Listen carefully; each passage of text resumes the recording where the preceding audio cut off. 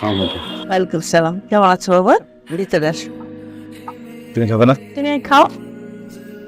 কেমন হয়েছে? প্রিয় খাবার, তাও আবার প্রিয় মানুষের হাতে, কেমন হতে পারে? আন্টি কোথায়? মা, আজকে তাহলে উঠি, ঠিক আসি। আচ্ছা, এই আবির ছেলেটার সাথে অর্পার ঘনিষ্ঠতা কিসের? আমার একদম ভালো লাগে না। কি বলো? আবার কি ভালো একটা ছেলে। বুঝলাম ভালো ছেলে, কিন্তু সে একদম বেকার। সবই তো পড়াশোনা শেষ করলো, কিছু একটা করবে হয়তো।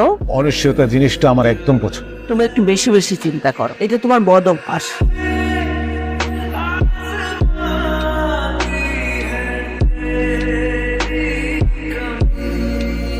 অর্পান, কোথায় যাচ্ছিস পা? একটু বাইরে যাচ্ছি। তোর সাথে যে কথা ছিল, বলো। তুই আমার বন্ধু ছেলে আশফাককে তো চিনিস, ও অস্ট্রেলিয়ায় থাকে। কাল রাতে ওর বাবার সাথে কথা হয়েছে ফোনে। আশফাক এবার 1 মাস বাংলাদেশে থাকে। আমি চাই সেই সময়টা তুই আশফাককে দিবি। আমি কি বলছি তুই বুঝতে পেরেছিস? না বাপ। আমি জানি তুই কি বলবি, তো আবির বিষয়ে বলবি। আমি চাই না আবির সম্পর্কে তুই কোনো কথা বলিস। তবু তুই আবিরকে একবার আসতে বলিস, কাল আমি ওর সাথে কথা বলবো। ঠিক আছে। আমি জানতাম তুমি এখানেই থাকবে। বসো। এই অদ্ভুত কতদিন থাকবে? উত্তরে বলা যেতে পারে পৃথিবীতে যতদিন প্রেম থাকবে। আমি বাবাকে তোমার কথা বলেছি, উনি তোমার সঙ্গে দেখা করতে চাচ্ছেন কালকে। কি ব্যাপারে? কি ব্যাপারে মানে? আমাদের ব্যাপারে। কেন, তুমি বসতে চাও না? তা না, যাবো না কেন, যাবো।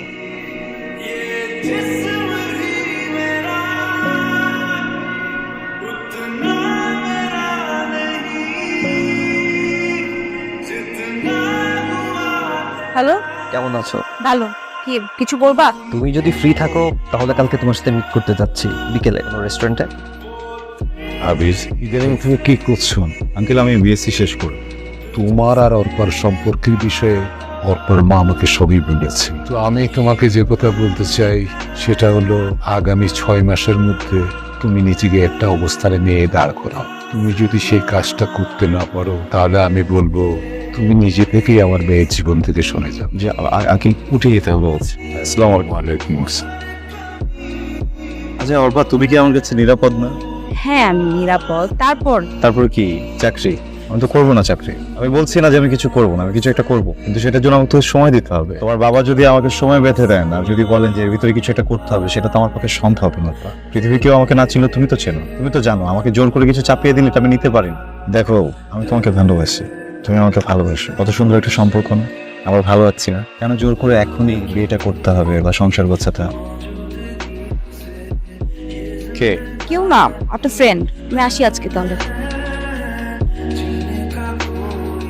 সরি, দেরি করে ফেললাম না। কোথায় ছিলে? তোমার ওই বাউন্ডুলে বয়ফ্রেন্ডের সাথে?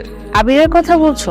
আমি কি কখনো কথা শেয়ার করেছি তোমার সাথে? যার সাথে সারা জীবন থাকার প্ল্যান করছি তার ব্যাপারে খোঁজ খবর রাখাটা আমার দায়িত্ব নয় বলো? দেখো আশফাক, এসব স্বপ্ন দেখা বন্ধ করো। আমি এখানে আসি শুধুমাত্র বাবার জন্য। আবির নিয়ে যদি তুমি আর কোনো কথা বলো না। তুমি রেগে যাচ্ছ কেন? আচ্ছা বাদ দাও, কি খাবা বলো? কিছু খাবো না, আমি চলে যাবো। মাত্রই তো আসলে। ভালো লাগছে না আশফাক, আমি বাসে যাবো। আমি ড্রপ করি। ওকে।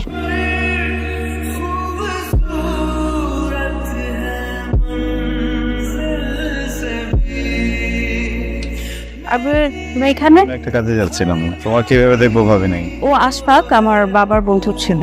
কাজ আছে একটা, পরে কথা বলতে। চলো।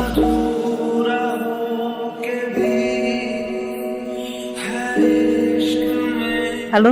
কালকে একটু দেখা করতে পারবা? ওর কিছু কথা ছিল। আর আমি তো টিনেজার না, তাই না যে প্রতিদিন দেখা করতে হবে? এভাবে কথা বলছো কেন? এভাবে কথা বলছো কেন? মাথা ঠিক আছে? একদম ঠিক আছে মাথা। আমাকে একটু একা থাকতে দাও প্লিজ। তুই চাইলে সবকিছু আনতে পারস। আমি একজনটা খুব অনিবার্য ভাবছিলাম, আমারে খুব সুন্দর কইরা বেঈমান শব্দের তর্জমা কইরা দিছে। রুয়ার প্লিজ, সবসময় না সব কথা ভালো লাগে না। এই মিস্টার আবির, ফ্রি থাকলে আসুন না একটু কথা বলি আপনার সাথে। অপর মুখে আপনার কথা অনেক শুনেছি। আমার আর অর্পার বিয়ের কথা চলছে, আর অর্পা এখন এই ব্যাপারে যথেষ্ট সিরিয়াস। খুব দ্রুত আমাদের এঙ্গেজমেন্ট হতে যাচ্ছে। আমাকে এসব কথা বলার মানে কি? অবশ্যই মানে রয়েছে। আমি যেমন আপনার ব্যাপারে শুনেছি, আপনার আর অর্পার সম্পর্কের ব্যাপারেও শুনেছি। আপনি নিজেকে সামনে নেবেন সেটা এক্সপেক্ট করবো। আপনাদের জন্য শুভকামনা। ভালো থাকবেন।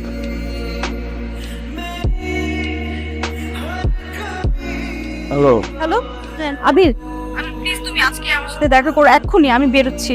আচ্ছা। ওকে ওকে। তুমি আমাকে ভুলেছো আবির। ভুলে যেতাম যদি তোমার কথার মধ্যে ভুলে যাওয়াটাও সহজ হতো। তোমাকে মনে পড়ার অনেকগুলো কারণ আছে আমার চারপাশে। বাসায় রাজি করাতে পারিনি। তুমি ভালো থেকো। এভাবে বলে না, আমি কেমন থাকবো সেটা ভাবতে যে নিজের ভালো থাকাটা নষ্ট করুন। আমাকে মাফ করে দিই।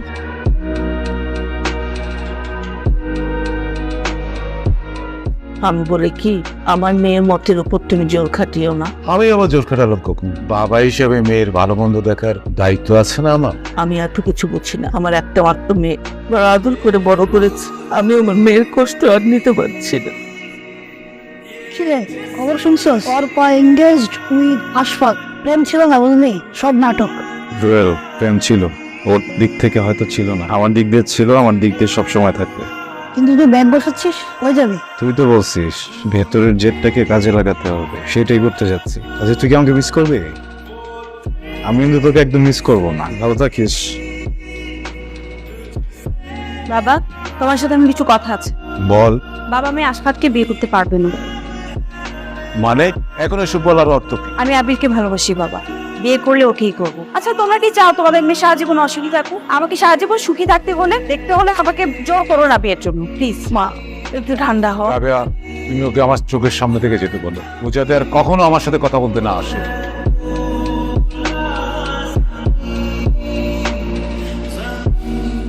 অর্পা, খেতে আয় মা। প্লিজ মা, প্লিজ আমাকে একা থাকতে দাও। নিজের কোম্পানিটা দাঁড় করাতে সক্ষম হলাম। অল্পা জানতে পারলে বোধহয় অনেক খুশি হতো। হয়তো ওর সংসার নিয়ে খুব ব্যস্ত আছে, আমাকে নিয়ে ভাবার সময়ও নেই।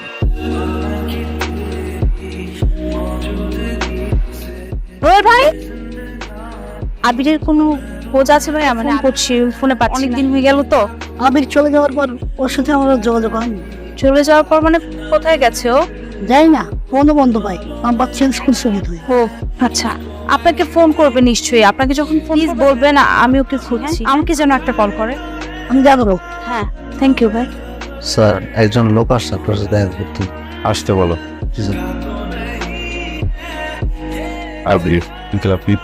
হ্যাঁ বাবা, আমি ব্যস্ত বাবা। আমি সেদিন ভুল ছিলাম, নিজের মেয়ের ভালো মন্দ দেখতে গিয়ে তোমার লোক জোর করে শর্ত চাপিয়ে দিয়েছিলাম। আপনি ঠিকই করেছেন। একজন বাউন্ডারের সাথে কোনো বাবাই তার মেয়ে বিয়ে দেবেন না, এটাই স্বাভাবিক। তুমি প্লিজ আমার মেয়েটার সাথে একবার দেখা করো। পাচ্ছি না বাবা। হাসপাতালে তোমার খবর আমাকে দিয়েছে, ওদের বিয়েটা হয়নি। অর্পা,